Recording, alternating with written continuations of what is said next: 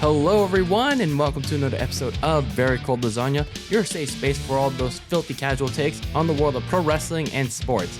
I'm your host, DylanLasagna. Welcome to today's episode number 113 of this icy yet spicy podcast that houses that icy and spicy lasagna in that very cold fridge. And, well, after a month of talking about football, we're here to talk about some wrestling yet again because, well, this past weekend just wrapped up the biggest party of the summer down in Nashville, Tennessee, in the Music City, down in Nashville, in the home of the Tennessee Titans, who we just finished talking about a couple weeks ago. So, we're here to talk about one thing and one thing only, and that is, of course, the 2022 edition of SummerSlam. And like I said, it's the biggest party of the summer, or, you know, at least it should have felt, you know, going into it. Because, well, to be honest with you, when you look at pro wrestling nowadays, it doesn't exactly have the hype, the glamour, you know, the appeal for all the mainstream fans, the casual fans, whatever you want to call us people, all the people that really want to get into this product. So there's no like big name stars aside from one particular person or a couple or a few. There's just not one, like more than one person to garner in a real audience, not a niche, hardcore fan base. That being said, pretty much that was the case going into this pay-per-view, going into SummerSlam, which is going to be held in a football stadium that apparently was only going to be half filled. And I'll get to my thoughts in just a second. So, here we are on episode 113, kicking off August, by the way. Happy August to each and every one of you out there. We kicked off July with NFL season preview month, and I appreciate all of you that supported the podcast. So hello to all the old, the new, whichever one you are, any kind of listener that you are to the show. And I appreciate the support that you've given Very Cold Lasagna through the past month. And I hope you continue to do so going forward, whether you're interested in football, interested in wrestling, interested in whatever sport I decide to talk about here on this show. Have at it. I, give my filthy casual takes, and you guys have at it in the comments or on social media, wherever that may be. Speaking of which, I'm on Apple Podcasts, Spotify, Anchor FM, YouTube, as well as on social media, on Twitter and Instagram at Very Cold Lasagna. So with that being said, let's get into this pay-per-view, SummerSlam. So there were about 7 or 8 matches on this card in what was around a 3-hour show. And, looking at this card, I haven't watched WWE or any kind of professional wrestling since AEW Double or Nothing and WrestleMania. So I only check in with wrestling for any small highlights or anything that's particularly interesting. But when it comes to this pay-per-view, I was not really that excited. Again, I didn't have very high expectations like I normally would in years past for a pay-per-view. So I was just going in like, okay, I'll check out the pay-per-view. And by the way, I was at work. Anyway, I was at work when this pay-per-view was happening at my crappy dead-end job, so I couldn't really have time to check it out. So I got home, checked out the replay of the pay-per-view on, the other side of the web. And, well, let's just say, I was kind of surprised. Just like with WrestleMania, it left me a little surprised. And as we break down these matches, I'll tell you why. So we're setting the stage. We're in Nashville, Tennessee, home of the Tennessee Titans. The Titans are in training camp, mind you. And we kick things off with the Raw Women's Champion, Bianca Belair and Becky Lynch.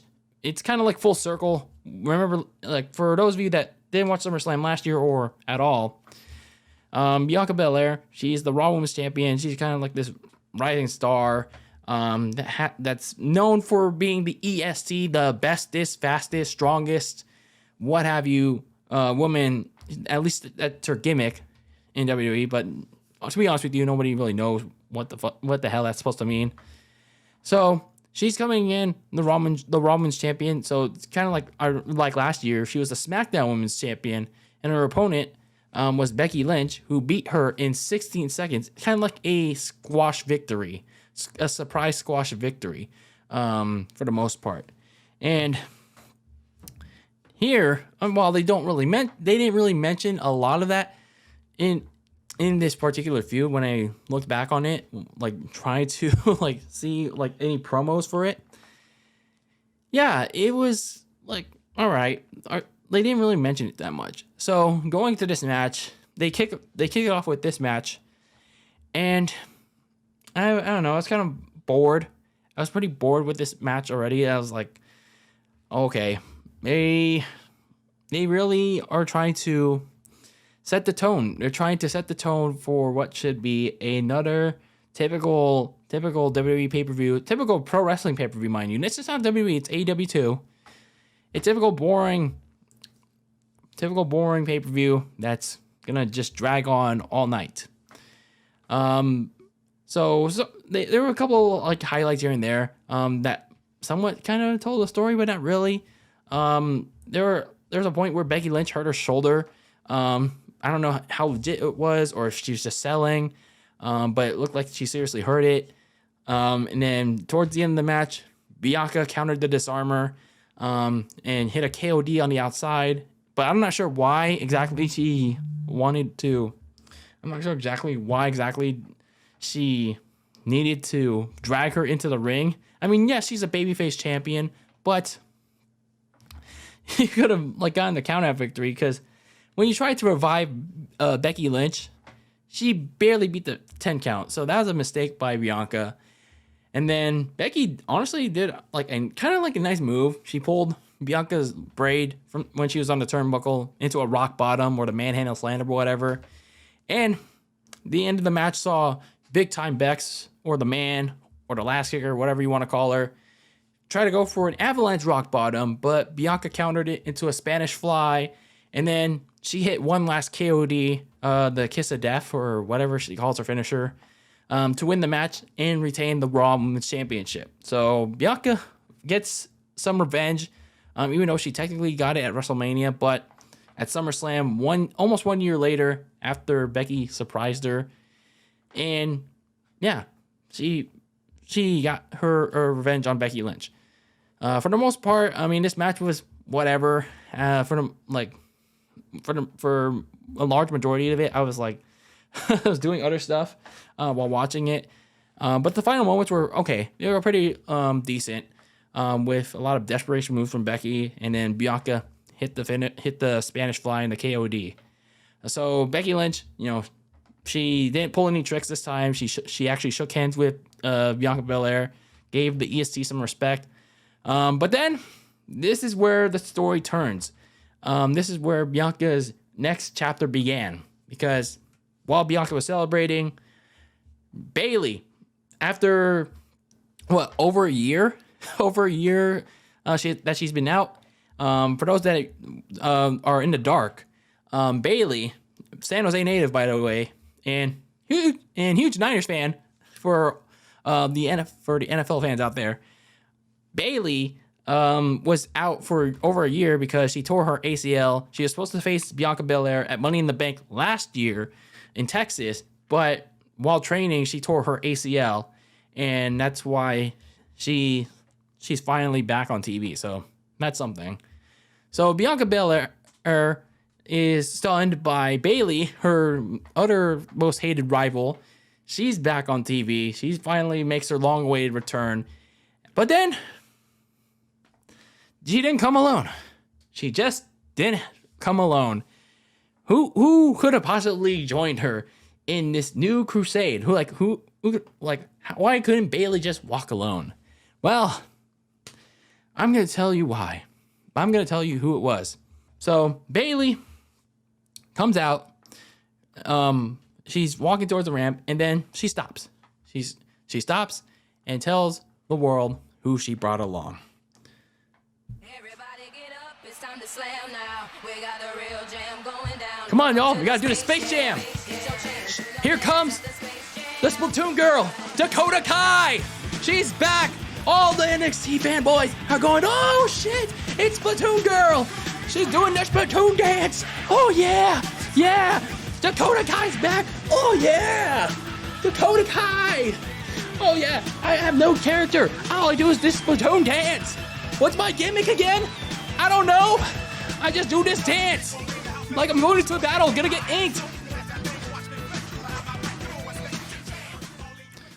That's basically Dakota Kai. So Dakota Kai comes out and joins Bayley at ringside. And here also comes out is Io Shirai. Here comes Io Shirai too. Oh shit. Oh shit. Here she comes. Whatever she's called, the eye in the sky. Oh yeah. Oh yes. Io Shirai and Dakota Kai finally on the main roster. Or it's Io Sky. Let's do the Space Jam, y'all. It's the Splatoon Girls. Bayley Splatoon Girls.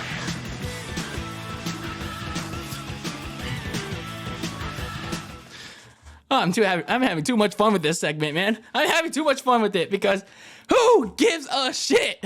Who gives a shit about Dakota Kai and Io Shirai? Like, seriously, I mean, Dakota Kai's kind of, you know, she's kind of cute. But to be honest with you, what's Dakota Kai's character? What's Io Shirai's character? I have not been able to figure those things out for the last 4 years that they've been in WWE. What is it? What the frick is it? And for the people like that were so confused in the crowd, I don't blame you. I do not blame each and every one of you that doesn't know, because not everybody watches NXT. No, not many people watch it. So Bayley brings down these Splatoon girls. I guess it's to promote the new Splatoon 3 game coming out. And no, they're about to beat down Bianca Belair. But here comes Becky Lynch coming back to her side. And now Bayley's like, oh no, I don't want to deal with you two right now. So she backs off her new Splatoon girls. And that's pretty much the end of that opening match and segment.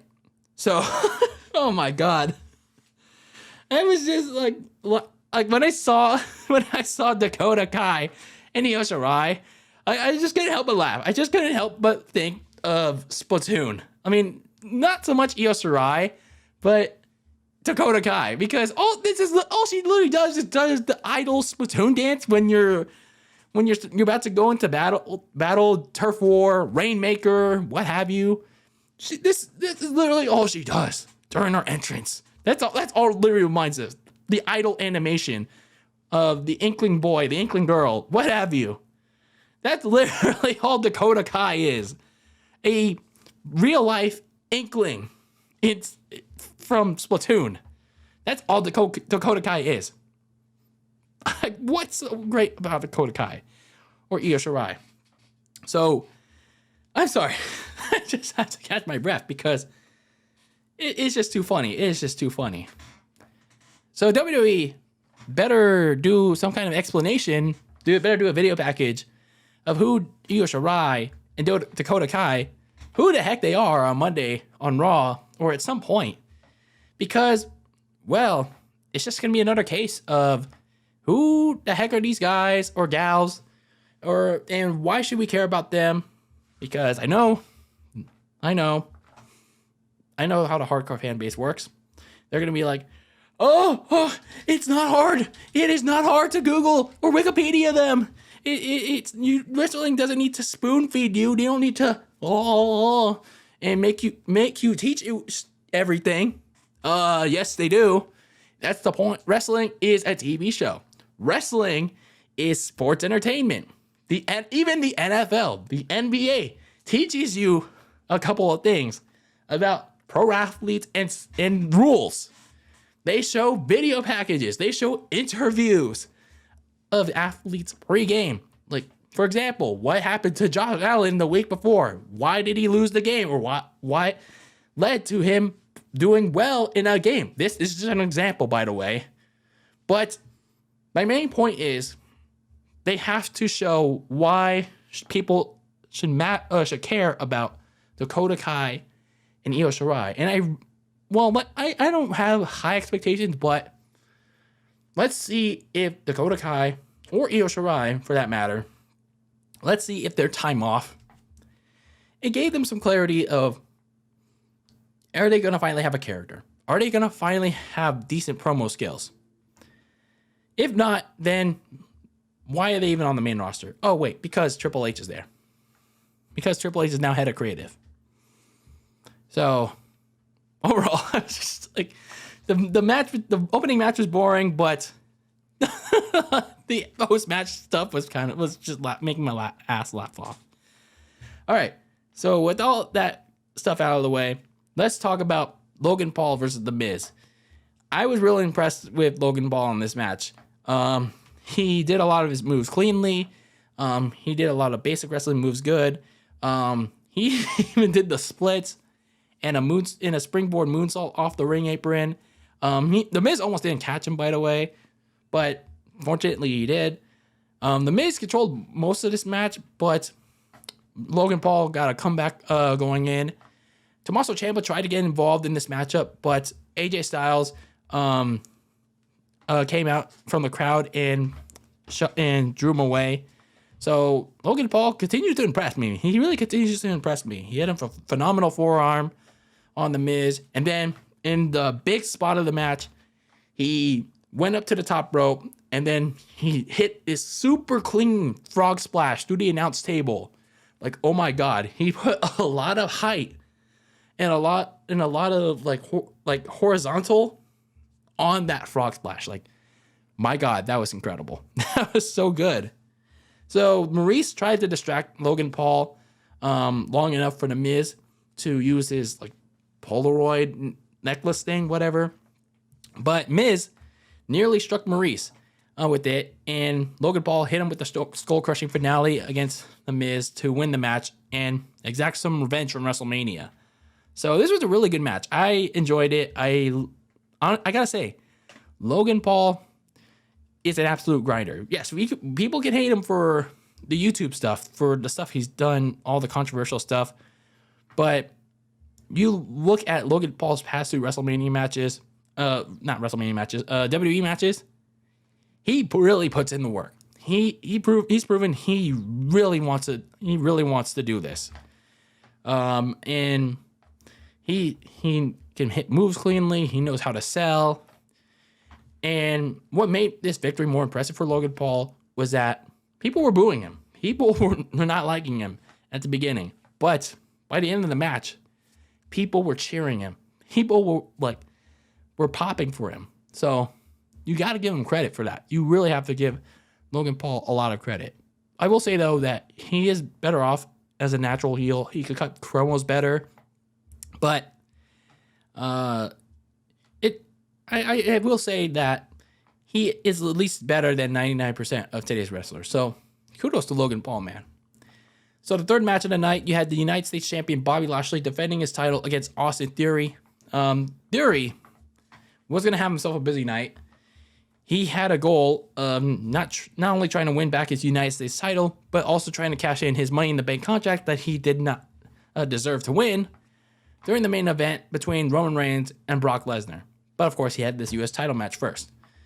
Now, Austin Theory took control of a good portion of this short match by attacking Bobby Lashley before the bell even rang. But Bobby Lashley dominated the rest of the matchup. So Austin Theory tried to leave, but Lashley brought him back in. And then they traded offenses. But Lashley countered Theory's finisher into the Master Hurt Lock, and he made him tap out. So, I mean, the match was okay, I guess, but I guess Austin Theory was focused on more things and whatnot.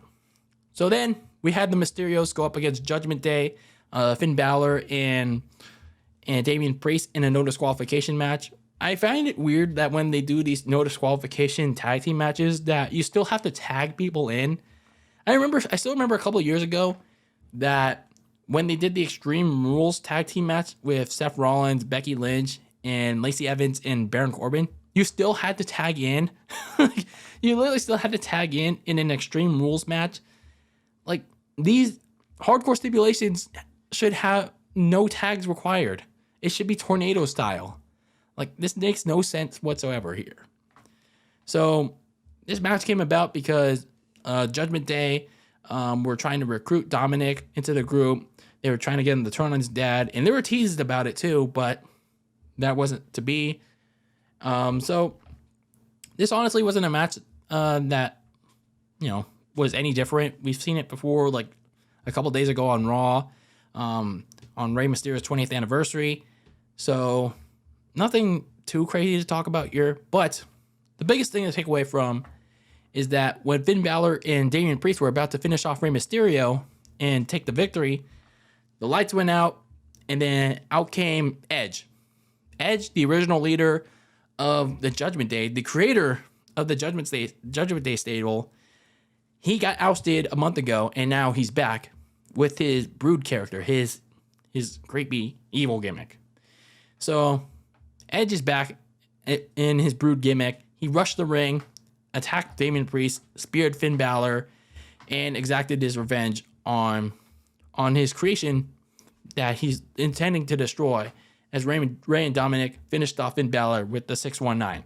So I'm glad Edge is back. And I'm glad he's a babyface again. I mean, the Judgment Day stuff when he was in it, I mean, it was okay, I guess, but it just didn't feel like, the Edge of old. I mean, it was nice for him to experiment with it, but I don't know. I just wasn't really feeling it. And looking at Judgment Day now, man, yeah, it's just awful. It's really awful. So we had the next matchup of the night, and I was kind of excited for this. Pat McAfee versus Baron Corbin. Now, I am a mark for Pat McAfee. His matches so far have really impressed me. He's really like with Logan Paul. He has taken the transition from the NFL. I mean, it's of course Logan Paul has a different story, but he's taken the transition, but from whatever his previous career was, in his case the NFL, to WWE very well. He's done it very, very impressively. Same case here. I mean, he did almost like slip and injure himself a couple of times on the big turnbuckle spots, but he managed to pull through. Even Baron Corbin did a good job of helping him out. Pat McAfee tried to take an early advantage of Baron Corbin, but Corbin regained control. And then you had the usual Pat McAfee high spots, like the backflip off the turnbuckle, the jump up onto the turnbuckle into the superplex. McAfee almost slipped, but Baron Corbin caught him, and I think McAfee regained his footing. And then McAfee went for the Swanton Bambooni, or whatever Michael Cole calls it, the Swanton Bomb. But he almost lost his balance, and I kind of got scared for him, because if he botched that thing, that would have never looked bad, and he would have gotten hurt. So he does the Swanton Bomb, and Pat McAfee wins the match, flipping out of End of Days. And then Corbin hit the referee, and then behind the referee's back, Pat McAfee, as revenge from the previous night's SmackDown, where Baron Corbin dick kicked him, Pat McAfee returned the favor and dick kicked Baron Corbin behind the referee and hit a sunset flip on Corbin to win the match. So this was a pretty good match. I like Pat McAfee, how he did, despite the nearly slipping off the turnbuckle and nearly botching some spots, but for the most part, he did pretty well. He continues to impress me. Baron Corbin also did a good job controlling the pace and helping out McAfee when he nearly could have injured himself, when not intended to. So overall, this is a pretty good match. So at some point during the show, Drew McIntyre also came out, just pretty much to hype up the crowd for his Clash of the Castle pay-per-view matchup against whoever won the main event of the night. So there was that. Then you got the undisputed WWE Tag Team Championship matchup between the Usos against the Street Profits with a special twist. Oh, yes. The special guest referee, none other than Slapnuts, Jeff Jarrett. And for hometown reasons, somebody better call the Shrek Daddy, because we know how the Memphis mid-card piece of crap is towards OTRS. So I will reserve that honor to him. And I gotta say, it was pretty cool to see the Street Profits rock Tennessee Titans gear. I didn't expect to see their own inspired logo, so I thought that was pretty dope to see. But unfortunately, it was just kind of weird to see them lose again. Even though I like the Usos, but I would have thought the Street Profits would have won here. So the Usos won this match. Montez Ford is kind of teasing a heel turn, and I don't like that. I think the Street Profits work better together as a tag team than singles competitors. I mean, Montez Ford has the charisma, the energy, and the mic skills to feed off crowds, but it's just like, damn, I would feel bad for Angelo Dawkins, man. I would.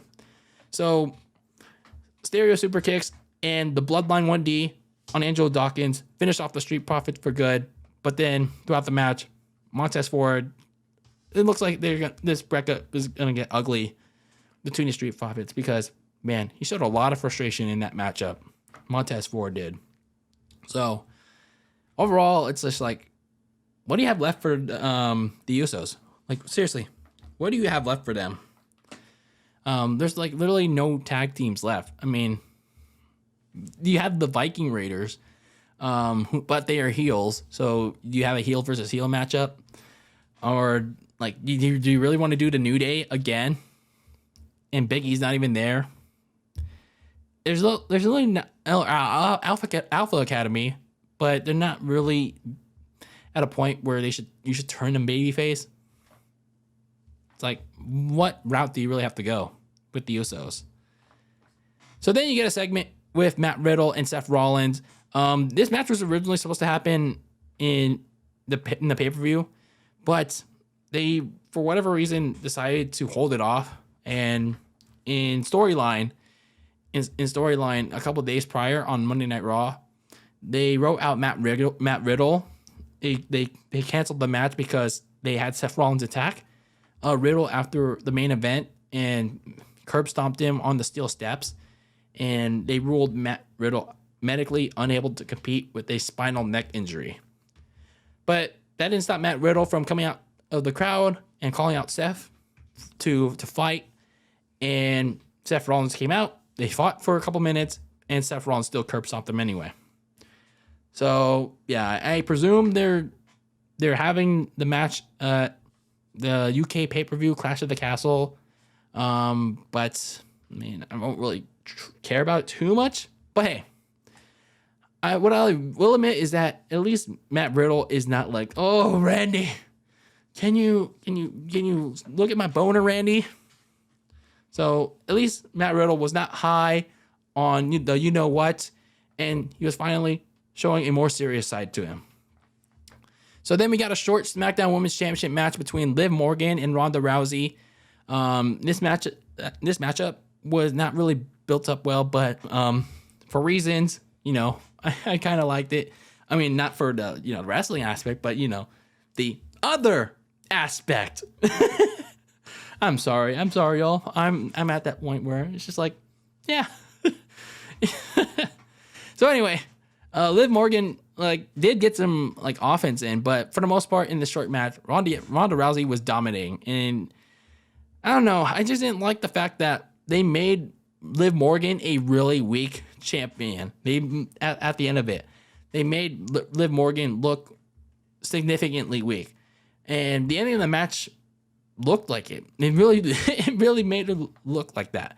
It made her look like a plucky, lucky champion. So the ending of the match saw Liv Morgan going through two arm breakers, escaping through two arm breakers barely, but then her arm was broken already in storyline. So the third time that Ronda Rousey locked in the arm bar on Liv Morgan looked like she was ready to tap out. She was ready to quit. But then Liv Morgan, in one last gasp, she pushed her feet up. She used her body weight, pinned Ronda's shoulders down on the ground, and then the referee started counting 1, 2, and then right before the referee hit the 3 count on the mat, Liv Morgan, clear as day, on the like in front of the cameraman, taps out. She taps out like at this, like well a half second before the 3 count happens. So, rightfully so, Ronda's pissed at the referee. She attacks Liv Morgan and the official. So, they both get locked in the armbar, and Ronda's turning heel pretty much. But, man, like I said, Liv Morgan looks significantly weak now. It looks like she's going to be yet another transitional champion. She's probably going to lose the title to Ronda, or maybe like Charlotte whenever she gets back. But, man, I just don't like how they made Liv Morgan to be a very weak champion coming out of this. I mean, yes, Ronda Rousey was significantly superior to her, but, you know, she could have gotten some more offense in. But damn it. This is like Alexa Bliss versus Ronda at like a couple of years ago at SummerSlam. So also, they should really consider adding instant replay review. like try implementing that in a wrestling storyline or like wrestling booking 101. Like, consider replay review, right? Like writing replay review in your storylines, you know, like how they do it in actual sports. Like, oh, wait, this happened. Like, we gotta go back to the tape, ref. You fucked this up. Like throw out the challenge throw out the challenge flag, or we're under 2 minutes. We gotta do a second opinion, and then after review, you know, we either call it as it is, or we change the result. Like, you know, at some point you gotta try it out, because this was a clear indication of you should have tried it out. You should have tried it out, because like Ronda Rousey only looks good here, but man, I like Liv Morgan, but damn it, she looked weak here. She really did look weak here. So Liv Morgan retains the SmackDown Women's Championship, albeit controversially. So then we get to the main event of the night. The main event that everyone was anticipating for, well, depending on how you looked at it. And that was the the undisputed WWE Universal Champion, Roman Reigns, going up against Brock Lesnar, billed to be one last time in a last man standing match. But who knows, it'll be that one last time for between these two. So, I don't know. Like, going in, like when this was first announced, I kind of groaned. Like, I really did. Because I like Roman Reigns. I like Brock Lesnar. But we've sat through this, like, what? Like 5 or 6 times since WrestleMania 31. And I gotta be honest with you. I've only liked the WrestleMania 31 match. Like, when I was there live in person. Because for the most part, that was the only match that told a story. That match was the personification, the beginning of Roman Reigns and his ascent to the very top. That was like his solidification or whatnot. Like, you know, Brock Lesnar like popularizing Suplex City to the world, and then Roman Reigns having this rally in Levi Stadium, only to have that cut short by Seth Rollins in the heist of the century. So it's just like, here, it's just like, what do you do here? I mean, of course, yes, it was nice to see him win at WrestleMania 38, but it's just like, can we just finally end this? Like, I know Roman and Brock are the only 2 legitimate guys in WWE, but it's just like, goddamn. I was just waiting for this rivalry to end. So, fortunately though, this match was awesome. This match was actually so damn good. Like I could see why they keep doing it over and over and over again. But like, they should do it like this though. They should do it like how they did on Saturday night. Like, absolute chaos. An absolute brawl. And I gotta admit, I love Cowboy Brock. Like, Brock Lesnar is the best Brock Lesnar. He took this thing to a whole nother level. he brought in a freaking tractor for not just his special entrance. Like, you never seen Brock Lesnar do a special entrance. WrestleMania, SummerSlam, never. And he does his usual entrance, like, and then he goes back, gets a damn tractor, and he's just like, I'm just gonna show it off. But no, he actually drives it to the damn ring, and he even uses it during the damn match. And we'll get to that in a second. So Lesnar pretty much killed Roman Reigns for most of this match. He took him to Suplex City. He used a piece of the table that Roman Reigns put him through. He F5'd him a couple times. And he even used this tractor to drop him into the ring. But Roman Reigns somehow managed to survive the beast that was Brock Lesnar. So Roman Reigns did get a little bit of offense in, but for the most part, Lesnar was dominating like good half of the match. So Brock Lesnar, this is where things got wild. This is where things got really crazy. It's something I've never seen before. I've seen Lesnar and Big Show break the ring. I've seen John Cena go through a spotlight. I've seen Edge go to hell, literally in Hell in a Cell by The Undertaker. But never before have I seen a tractor driven by Brock Lesnar lift up the freaking ring with the tractor and literally dump Roman Reigns out of it. He literally lifted the ring. You can't replicate that. You lifted up the ring and dumped him out of it. That's fucking insane. That was so cool. Like I was laughing my ass off. That was like amazing. That was so awesome. That's gonna be a moment that gets replayed for years to come. It's gonna be a meme. I guarantee it's gonna be a meme. So the Usos come out, they get involved, but they get suplexed by Lesnar. Paul Heyman tries to save Roman Reigns one last time, and Paul Heyman mentioned something about a meal ticket. He's Roman Reigns' meal ticket or something, and he tries to plead with Brock. He even gives him the titles, but Lesnar puts him through a table. Lesnar puts him through a table. Roman Reigns takes him out with the spear, and then, as we feared, Austin Theory comes out, tries to cash in, and someone made a good point on the video, like how is Austin Theory gonna cash in? How's he gonna pin him? On a last man standing match? And my thought process was, it's like, well, you gotta knock them both out. Turn this match into a triple threat, last man standing match, something we never seen before, and knock them the fuck out. So Austin Theory never got a chance to cash in. Lesnar immediately stops him from doing it, hits an F5, knocks him out, but then was instantly super kicked by the Usos. And this is where things start to slowly culminate to its end. Roman Reigns hits another spear on Brock Lesnar. He gets up again.